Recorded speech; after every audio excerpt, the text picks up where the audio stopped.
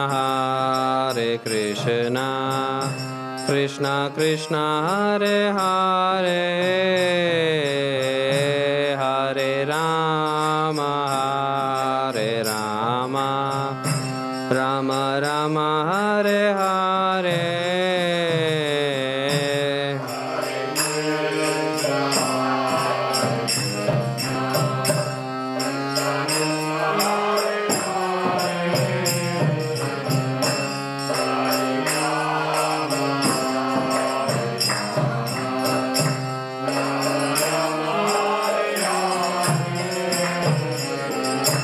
Hare Krishna, Krishna Krishna, Hare Hare, Hare Rama, Rama Rama, Hare Hare.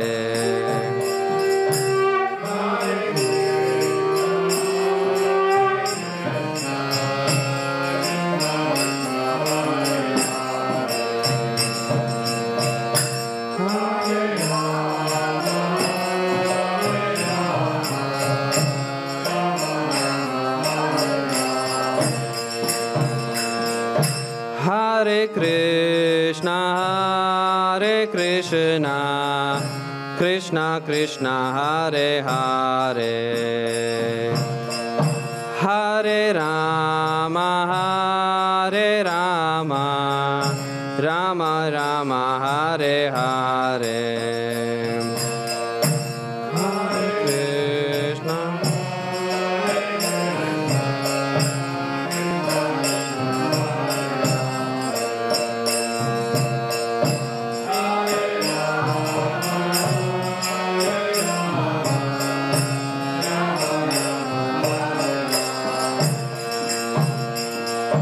Hare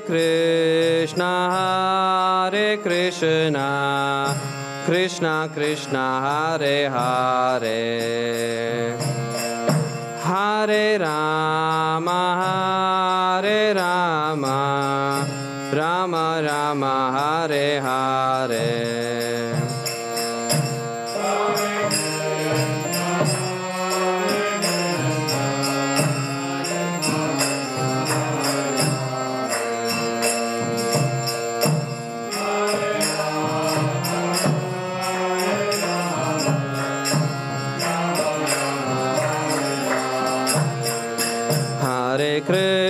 Hare Krishna, Krishna Krishna, Hare Hare, Hare Rama, Rama Rama, Hare Hare.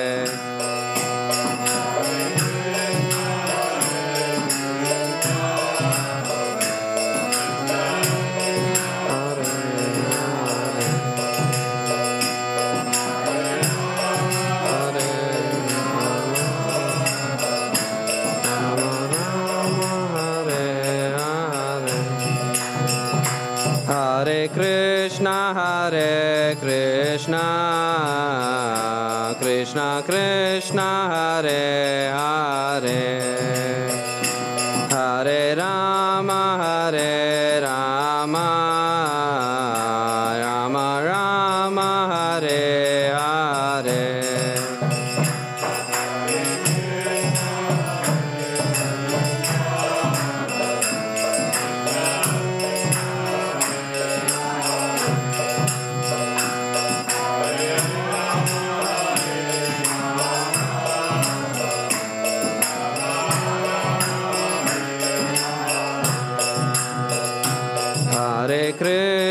Hare Krishna,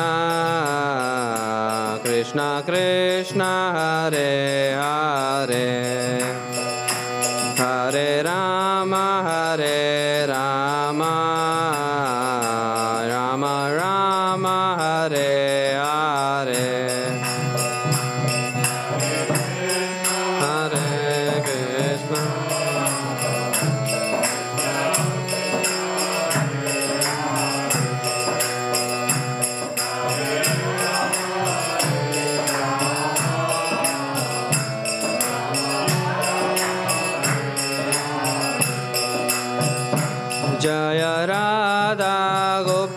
Gopinath Radha Gopinath Shri Radhe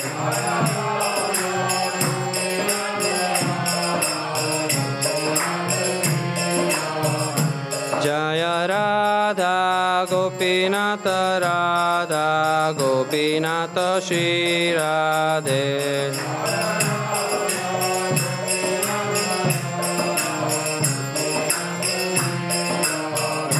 Nitai Gaura Hari Bol Hari Bol Hari Bol Nitai Gaura Hari Bol Hari Bol Hari Bol Hari Bol Nitai Gaura Hari Bol Nitai Gaura Hari Bol Hari Bol Hari Bol Nitai Gaura Hari Bol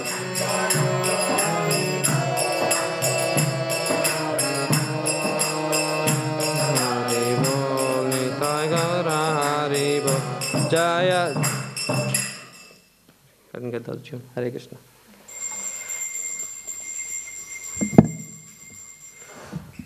Om Vishnupada Param Saparigracha Vashtokas Divine Grace A.C. Bhaktivedanta Sri Prabhupada Ki Ananta Kori Vaishnavinda Ki Shri the Lordship Shri Shri Radha Gopinath Ki Jagannath Baldev Subhadra Ki Gaur Nitai Ki Nitai Gaur Premanande All glorious assembled devotees All glorious assembled devotees All glorious assembled devotees All glorious Shri Shri Guru and Gauranga All glorious Shri Prabhupada Ki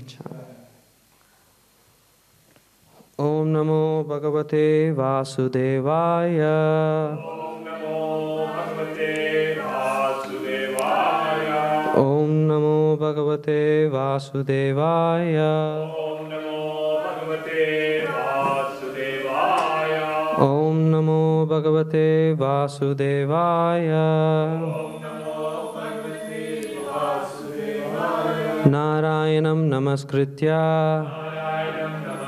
Naram Chaiva Narottamam Devim Saraswatim Vyasam Tato Jayam Udirayet Nashta Prayeshu Abhadreshu Nityam Bhagavata Sevaya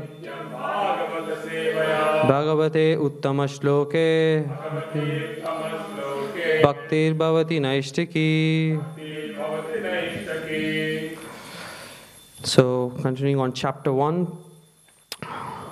Canto 1, chapter 16, text number 4. Nijagrahau jasa viraha Kalim digvijaye chavit kavit Nirpalingam dharmas Nirpalinga dharam shudram Gnantam go mitunam pada Nijagrahau jasa viraha Kalim digvijaye chavit Nirpalinga dharam shudram Ganantam go mitunam pada Nijagrahau jasa viraha Kalim digvijaye chavit Nirpalinga dharam sudram Ganantam go mitunam pada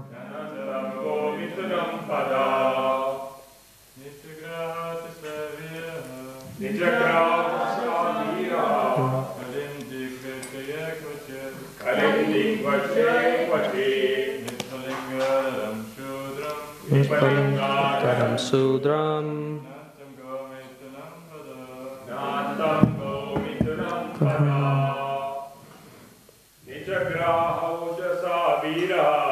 Nijagrahau jasa viraha Kalim digvijaye chakachit Nipalingam daram shudram Nantam Gomitanam Pada. Anantam Gomitunam Pada Nijagraha Viraha Kalim Digvijayek Kachit Nirpalinga Daram Sudram Kantam Gomitunam Pada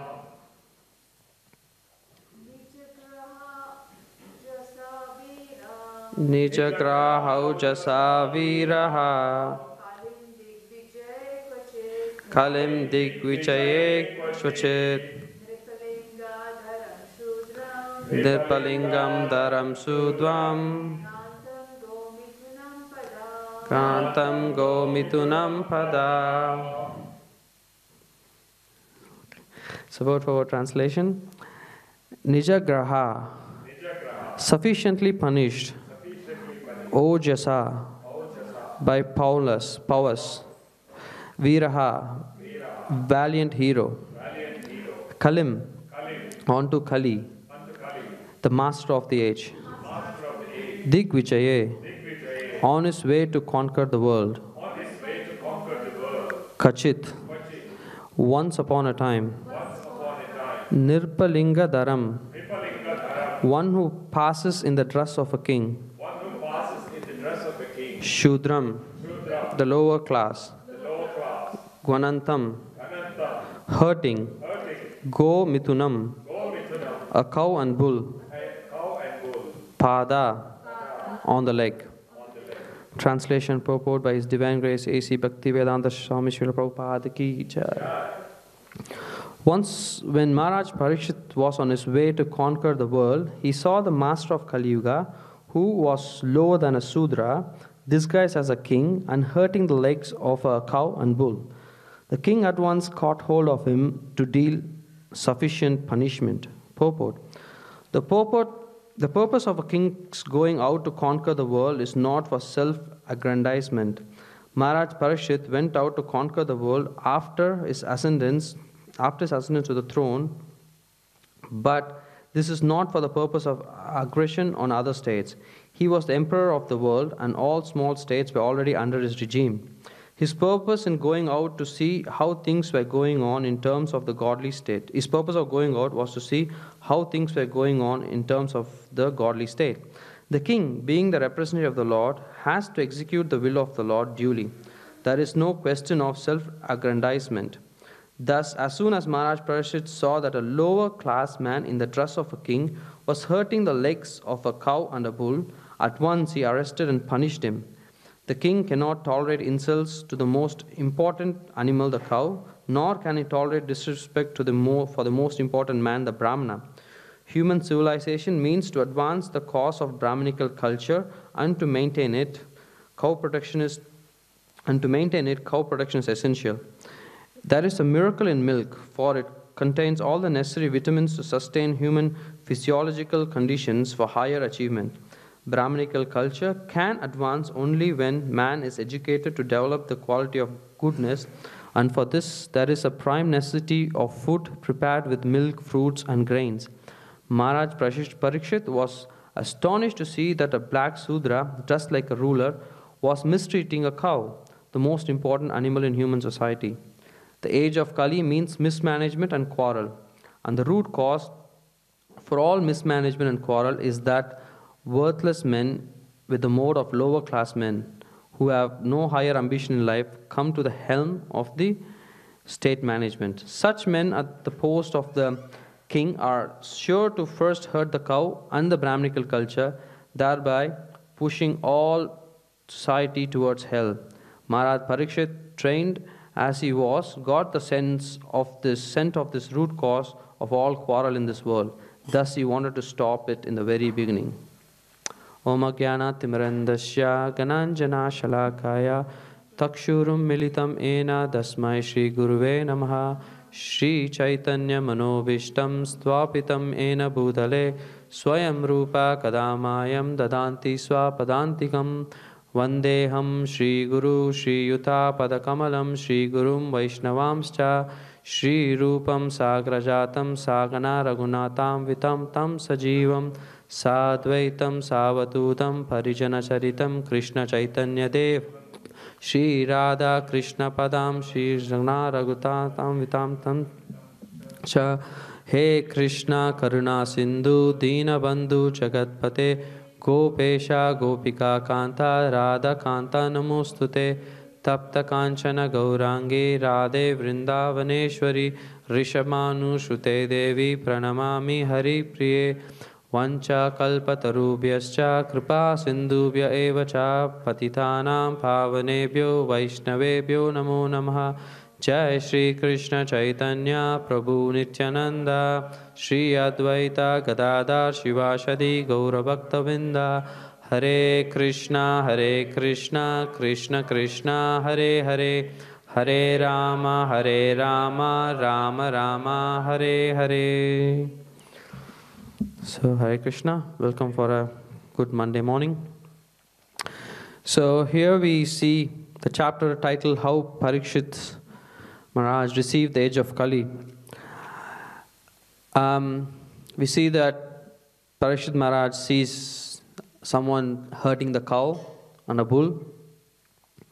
And it's also said that he was actually on his way, not to conquer, but to actually see how things are going around his kingdom, to see whether everybody is being happy and all the states are being ruled in the way how a godly state should be run.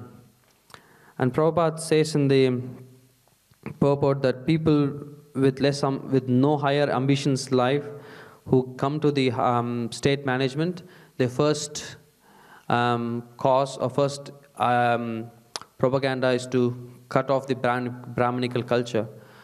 Just to touch on this point, there was, I don't know if I heard from some of the classes previously heard here or through another lecture,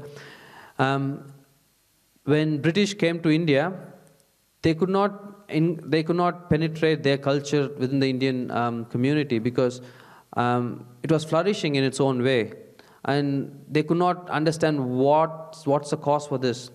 And then one of the Governor Generals, he actually called the Brahmins around this area, and then he actually asked them what is the cause for the contentment, for the rich culture and prosperity. And the Brahmins actually explained to him how cow protection and was very important. And cow, it actually gives us so much nourishment to our body and mind, and it's worshipable as well, and all the products that come out of it, and all the medical uses for that we get out of the cow, and all this they explain, thinking that the Governor General, the British Governor General, who called them, wanted to know the benefits of that so that he can use that for uplifting the society. But after that, he actually understood what was the cause for their prosperity, and he started slaughtering all the cows as much as he can. So because that is the root cause for the prosperity. So in that way, there are so many things that are happened and also happening, where if the root of the prosperity is cut off, then people have to depend on something else. And to go a little bit further, when British started to introduce medicine, like the English medicine that we call as, because nobody was taking them, because there were so many other traditional ways of curing available, like Ayurveda was there, and also there's something called Marmakala, where you actually it's more of acupuncture and stuff like that. People were using all these ones, and they were getting cured without any side effects. So basically, they went on a mass propaganda of destroying all these traditional ways of treatment, and to be on to actually give a gist of it, those Marmakala where they usually actually use the fingers, they actually got all the Vaidyas or the practitioners, and they actually cut their fingers off so that they could not practice it in one way, and they can also not teach them to other people. And in one of the videos which ISKCON undertook, covering the different traditional ways of treatment, they actually had this one person who was actually saved by, his ancestors were saved by the government of Kerala. They actually gave him refuge and they protected him. And his generation, he's actually practicing still that traditional art of Varmakala, or cured by just fingers. And he actually shows to the people in front, like he actually presses a point in a goat, and it just falls down as though it is dead. And then he presses another point, and then it just wakes up. So there are like wonderful treatments and other things that are there, but because of this, to wipe out the Brahminical culture, this was actually happened, and it's also happening now. And Maharaj Parikshit, again, here his lineage is a very pious one. Now, we see that in times of crisis, we need to take shelter of Krishna. And his lineage is such a great lineage that his mother, who's Uttara, when Ashwatthama sent the Brahmastra, which was ready, it was actually like it can destroy the whole planet. And it was just aimed at him when he was in the womb of his mother. Think about the situation where, like, at least even like a small baby has some way of defense to moving its arms, but an embryo is just dependent on its mother, and the whole Brahmastra was aimed at that embryo to be destroyed. And at that time, what did Uttara do? His mother, the wife of Abhimanyu, she actually took shelter of Krishna, and he was saved. And the parent and the heritage passes, like his mother-in-law Draupadi, in the same scenario where she was about to be disrobed in the assembly of Kauravas, she tried her best, but then she at last surrendered to Krishna. And her mother-in-law, or Uttara's grandmother-in-law, was Kunti Devi. And she underwent so many tribulating times in her life, but still at the end of it, what did she pray? That I'm happy to have all these tribulations and bad times back in my life, because at that time I was able to connect with you, Krishna. There's no other time I could connect as sincerely with you, and because of that tribulation, you were there with me. So as devotees, when we actually feel that there is some tribulations or some difficulties that go through, we always need to understand that this is actually a mercy of Krishna. Because when Parikshit Maharaj was cursed that he's going to die in 7 days, it's a great loss for the whole of the kingdom. But because of that, we have Srimad Bhagavatam. Srimad Bhagavatam is eternal, and it's been there for forever. But then this version of it, which got recorded, spoke by Sukadeva Goswami and got again spoken by Sutadeva Goswami, and it got recorded by Vyasadeva and everyone, is because of that bad situation, or the difficult situation actually happened to Parikshit Maharaj. So anything that we actually succeed in life, we cannot succeed it unless there is some struggle. And the best examples are founder Acharya Srila Prabhupada. He had to undergo so many difficulties and tribulations just so that he can be successful. If Krishna would have made him successful in India, I don't know. Maybe I don't know if Prabhupada would have still come on. He would still come, but the effect, like, the glories of Prabhupada wouldn't have been much acclaimed as it is now. Even when I was reading the You Ever Well-Wisher, it said that Prabhupada, when he came here, he actually asked his godbrothers to come over. He said, you come over, you preach, I will actually kind of take care of all the management stuff. And you and take care of the society, but you preach. But they didn't come. And when Prabhupada asked for some monetary help as well, nothing came his way. Now, because of all those troubles, we might think like, oh my God, why couldn't they have helped him? But again, it's their material nature acting, or it's Krishna's plan that he wanted to show the whole world that how Prabhupada succeeded with just the mercy of Krishna, not with any help other than the holy name, so that we can take inspiration for the next 10,000 years. Now, there is Now, we talk about Brahminical culture. Brahminical culture, as you said, like is very, very important for the prosperity.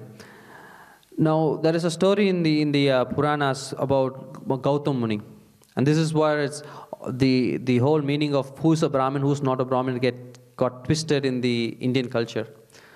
Now, this Muni called Gautam Muni, one day one guy whose name was Satyakama, he came and asked this Muni that I want you to teach me all the scriptures and Vedas and everything. But Gautam Muni said like, so I only can teach to a Brahmana. I don't teach for everyone. So who's your father? What's your Gotra? And which lineage do you come from? This boy didn't know anything. So he actually went back to his mom and asked like, now I want to learn the scriptures, so I want to know who's my father and what lineage do you come from, what Gotra. And his mother said she was a maidservant, so she had connections with different men. And she was a lower class woman. And she said, I don't know. I've been with many men, so I don't know who's your father. And this guy was so sad. And then he came back to Gautam Muni and he said, I don't know my father. Because my mom said she's a maidservant, she's had relations with many men, and she doesn't know who's my father. And of course, that's failure, right? So you could say like, okay, I can't, Gautam Muni, you say like, I can't teach you. If you're not a Brahmana, I can't teach you. But to the surprise, he said, okay, now I can teach you. Because he said, the quality of a Brahmana is truthfulness. Because you did not lie, saying that I'm such and such person, you aren't ashamed of anything, but you just came and told the truth. He said, that is a quality of a Brahmana. And Krishna says in the Bhagavad the same thing. Birth does not decide what you are. It's the qualities that decide what you are. So because he came and told the truth, Gautam Muni accepted him as his disciple, and then he taught him all the Puranas and the scriptures and everything. Now, being a Brahmana is there is a subtle, as devotees, we have the subtle part and the gross part. The gross part is wearing tilak, wearing devotional clothes, kantimala, and then doing all the activities that as a devotee that you do service. But there's also the subtle part. Now, as a Brahmana, I think this is a gross part. Speaking the truth is actually the gross part. Because you can feel it, you can connect to it. But sometimes and Parishit Maharaj comes in a lineage where Yudhishthira Maharaj, when he spoke, he only spoke the truth. He did not speak anything else. But nowadays, when people speak, right, and after they speak, we wonder what is the truth. So we can't really connect to them. People speak a lot, and then we kind of have another discussion. So what is he trying to tell? Is he trying to say is guilty or not guilty? Right? So that's how the Brahminical culture has degraded. And it's said that a Brahmin means he should be able to speak the truth even to his enemies. He should be such a truthful person. But at this situation, I don't think we can do anything. Because of Kali Yuga, it's so degraded that we can't even speak our mind with our friends. And we just need to have the confidential people to actually open up our mind. So that's how degraded the Brahminical culture has become. Now, the 4 regulative principles that we follow is basically, it's not something very a big austerity, because those actually determine that we are living a human life. And on top of it, that's called a Brahminical culture, Brahminical standard. And on top of that, to knowing Krishna is actually what Vaishnava is. Because most of the people in India very much, they kind of follow these 4 regulative principles without even understanding Krishna. So it's also said, Brahma Janati Brahmana. Brahmin knows who's Brahman, but he doesn't know who's Krishna. So to actually understand Krishna with the externals, there is also a subtle thing. There's something called faith. If we don't have faith, then we can't know Krishna. Like, sometimes we hear about pastimes of Krishna, but do we really have that faith? Because in our heart we have this unwanted guest who's called Mr. Skeptic. So sometimes that's why we feel that, is Krishna really there? Or is there any use for this the spiritual practice we're doing? I'm doing it for such a long time, but I don't see any change. I still have, it's not about I still do it, but there's so many difficulties coming to my life still. How, is there any value in me doing this? So this Mr. Skeptic always is there, and what we need to do is, our goal is to imbibe those qualities of the Bhagavatam, because otherwise they lie as different in the pages of Bhagavatam, but if we don't imbibe them, then we cannot advance. And if we try to be a passive listener of Krishna consciousness, passive viewer, then the revolution within the heart doesn't happen. Now, how do you make the revolution happen within the heart? Parishit Maharaj gives a prime example. Kali Yuga is here, and when Parishit Maharaj was there in Dwapar Yuga, he performed sacrifices. He performed horse sacrifices, Rajashu Yagya. So he did actually 3 horse sacrifices for the benefit of the whole kingdom and the people. Now, if we do 3 horse sacrifices, we would be in trouble with the animal rights movement, right? You can't do anything. People don't understand, and there are not even qualified brahmanas to actually elevate those horses to higher planets or better living condition, because those horses that were sacrificed didn't die. They were actually given a new body, and they actually progressed in their spiritual line. But if we do it now, we'll end up with a big mess and a dead horse, as simple as that. But the way to connect very closely with Krishna and the movement is what is there for this age. This age, the age is called Sankirtan movement. If you don't do Sankirtan, it will not clear our hearts, cleanse our heart. You can sit in a yagya, right?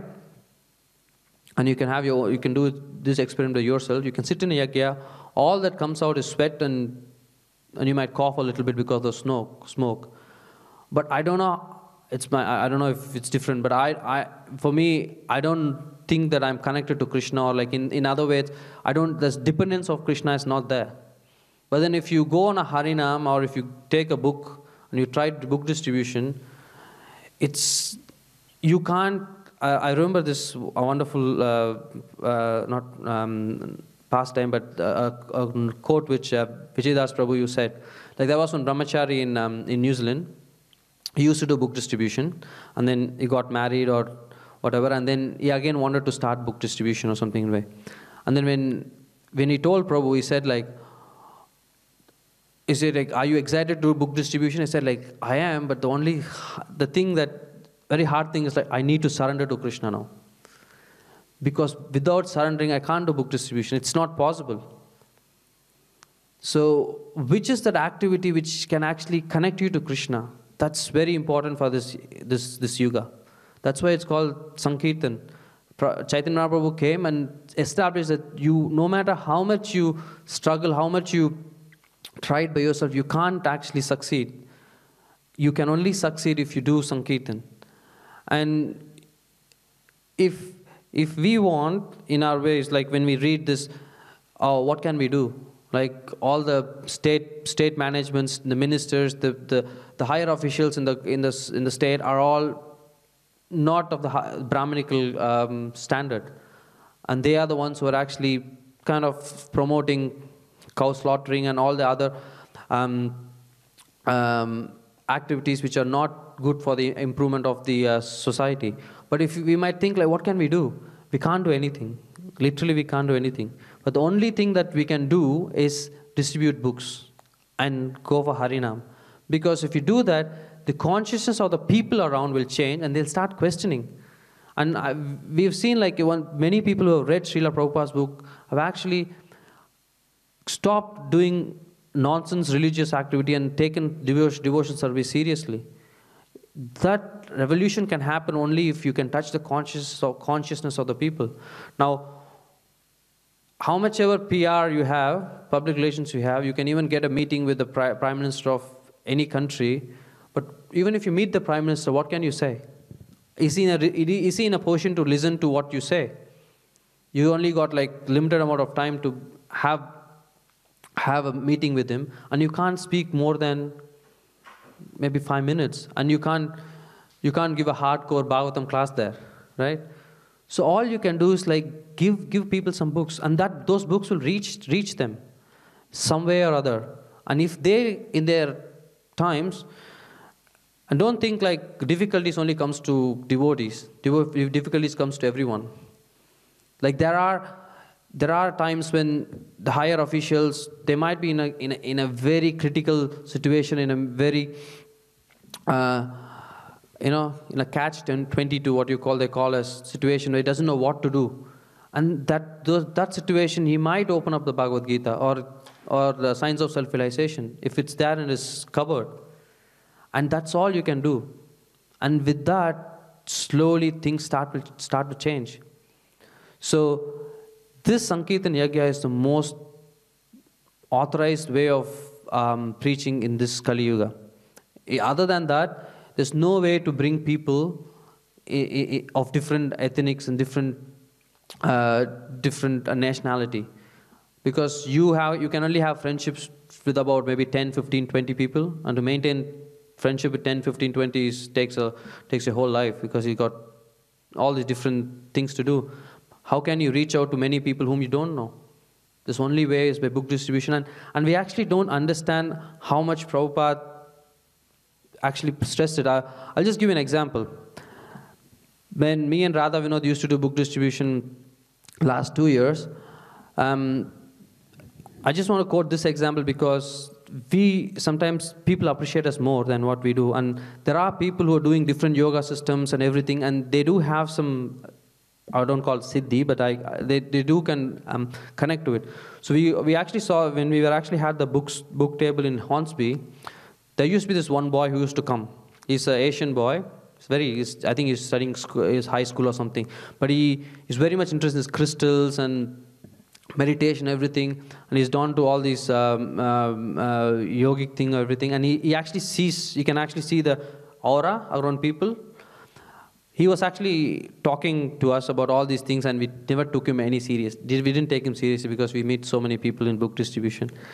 And we were just having a chat, and he never left the book table. He was just sticking around the book table, like spending time with us and talking with us.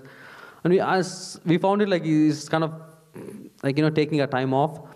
But then there's one man walking with the dog, and kind of I approached him, and then he was totally negative. And he said like he used to be in Murulamba farm, and he was like blasting about the management there because they don't allow the dogs inside the temple. And all these things, because they say, we are not the body, we are the soul, and why don't they let the dogs inside, and all these things. And I gave him the Simply Wonderfuls, which we had, the Prashadam, and when he gave him that, he kind of reluctantly said no to it. And then the amazing thing happened after that is this boy said like, why is he not taking this sacred food? And we didn't say him that this is sacred food or anything. We just gave him like, whom do you say? It's Prashadam and everything. It's like, this is sacred food. Why is can't he see that? See the glow in it? I'm like, okay. Then we started taking him seriously. And then I asked him like, so what do you see? I said, I see the glow in the food. This is not just ordinary food. It's special food. And for us, it's Mahaprashadam itself. We just take because it tastes nice. We don't take it as honoring Prashadam. And then I kind of asked him, so you see this guy? I was pointing to Radha Vinod and said like, what do you see around him? I said, I see purple around him. And he said, so what does purple mean? He said, spiritual. He's very spiritual. I said like, wow, that's nice. Then I said, what do you see around me? And he said, I see a pink purple. I said like, is it because I got 2 daughters, there's some pink shade in me? I said like, and he said, no, what is pink shade for? He said passionate, spiritual. I'm like, oh, okay, cool, that's something. And then I showed him Prabhupada's picture in the Science of Self-Realization. And he said, it's just still, I could still visualize him saying, that's gold. And he said, when I said gold, it's like, I thought like maybe it's precious or something like that. Then he said, what does gold mean? He said, gold means enlightenment. And I was like, it's just a normal guy going high school but interested in all this philosophy. And he used to tell me, like, when I even give him a book, he said, like, I can't take this because my parents find this book in my bag. They actually confiscated all these books because he got different books about all these crystals and Bible and all these things. So they don't allow him to buy any books. So, but he still gave a donation. He said, like, I can't buy the book, but I have to give you something. And he gave a donation. So in this way, this is the way to connect to people. Otherwise, it's not at all possible. And the reason why we have this Bhagavatam is because Parishit Maharaj was put in a difficult situation. And if we don't come out of our comfort zone in a small way and then connect to people, it's never going to be a revolution in the society. So I just want to finish by saying, like in this verse, it said that Nirpalinga Dharam Shudram. When Parishit Maharaj was on the way, he actually saw this Sudra who was dressed as a king. So he was basically camouflaged. He was not a king, but he was dressed as a king. Now this Kali comes into our life in disguise as well. He doesn't come directly, because as devotees we know if somebody gives you a cigarette to drink, you'll like, no, I don't want it. Somebody gives you some liquor or meat, you immediately say no, because that is gross. Now the Kali can only reach you in a very subtle way. And how can it reach you? So sometimes when you preach to someone, you've been in contact with someone and you actually put all your heart and soul, but then after some time they don't respect you. The thing that you first comes to mind, I've spent so much time for him, I helped him so much, but now he doesn't respect me. Now that means that we are missing the point of Bhagavad Gita. Do the activity, you don't accept the results of the activity. If you ever thought that Krishna is the one who's managing, you will be happy that you are actually used as an instrument to preach to someone or cultivate their Krishna consciousness. You will never take ownership of, okay, I actually gave him Krishna consciousness. If that thought comes in, then you're attached. And Kali can actually use that one to actually, see, you spend so much time and so much energy and he's just disrespecting you. Is this what is called spiritual society? Is it what, or like you can be other devotees not respecting you? And what happens after that? If you don't get respect within devotees community, you will try to avoid the association of devotees. And that's another way which Kali can actually bring in. And basically, if you don't have association of devotees and you still do your chanting and your reading, it's good.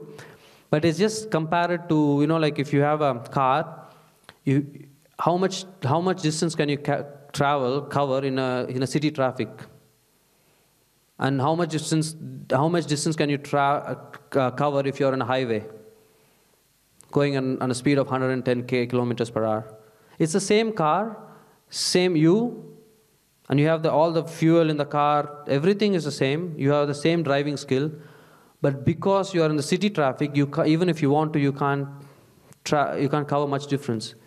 So, but if you're on a highway, you can just cover, in an hour you can almost cover like 100 kilometers.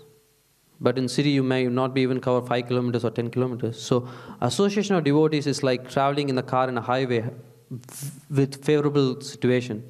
But something without the association of devotees, it's like trying to slog. And again, as touching the other things like name and fame, like again, like if you have a name and fame, then Kali will actually try to get in that subtle mode. Now, just want to finish the class in a positive note. We might think that, oh my God, our life is a struggle. Our life is a struggle. Like, we have to do all these, follow these 4 regulative principles, can't eat outside where other people usually eat, and all these things, so many restrictions.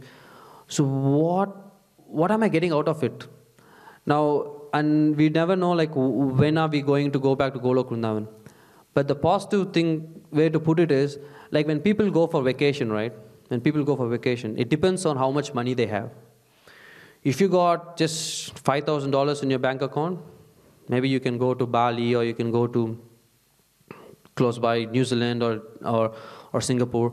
But if you got about $100,000 for vacation, you can take a longer vacation and you can go to Switzerland, you can have a full Euro trip, you can go to the US and stuff like that and not worry about things happening here, right? Now, and how do people go for this vacation? Do they just suddenly just decide that they're going to go for the vacation? No, they save the money. They sacrifice what they can enjoy on a Friday night. They said, no, if I have to, they put their bank account, they have a savings account for specific for vacation, and they transfer money to that to reach the goal. And they do almost many sacrifices, and they keep calculating how much they have. Now for us, all these 4 regulative principles and this Brahminical culture are just like our savings. But once we succeed in that, we're going to have an ultimate vacation, which is back in Golok Vrindavan. And we're never going to come back. You don't have to worry about anything. So for that ultimate vacation, we can actually go through all these austerities. And the only way we can actually go, if you want to know, like, the bonuses, if you can reach Golok Vrindavan quicker, is basically through Sankirtan. If you do your spiritual practice on your own, yes, you'll reach it, but take some time. But if you can actually holidays are no fun without friends, right? So if you can, in the time that you're here, if you can actually bring more people to Krishna consciousness, then it's going to be more fun in Golok Vrindavan because you got more company there. Of course, there's a lot of company there, but I'm still saying, like, it actually gives us a bonus. So think about it of the ultimate vacation, which is Golok Vrindavan. So all these struggles, issues, small problems that we have financially, everywhere around material world, is just a small price that we pay for the ultimate vacation. Okay, I'll stop here. Any questions, comments? Granth Raj Srimad Bhagavatam ki jai.